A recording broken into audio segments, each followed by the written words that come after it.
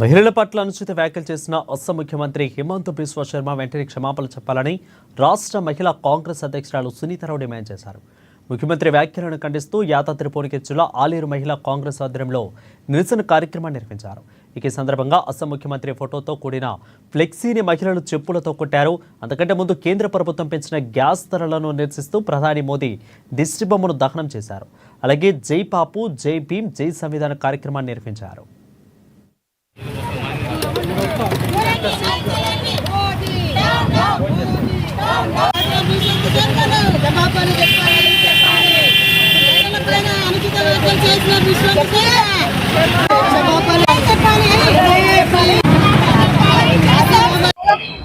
రాష్ట్ర మహిళా కాంగ్రెస్ ఆధ్వర్యంలో జిల్లా ఎగ్జిక్యూటివ్ మీటింగ్ కి ఈరోజు ఇన్స్పెక్షన్ కి రావడం జరిగింది. అదే విధంగా దీంట్లో భాగంగా 4 ప్రోగ్రామ్స్ ఆల్ ఇండియా మహిళా కాంగ్రెస్ సర్క్యులర్ ఇచ్చారు. ఒకటి జై భీమ్, జై సంవిధాన్, జై బాపు. సంవిధాన్ని మార్చే విధంగా ఈరోజు ప్రైమ్ మినిస్టర్ కి సంబంధించిన బీజేపీ పార్టీ వాళ్ళే గాని ఇది ఒక కుట్రపూరిత రాజకీయం చేస్తున్నారు. కాబట్టి రాజ్యాంగాన్ని రక్షించుకోవాలి అనే నినాదంతో మేము ముందుకెళ్తున్నాం.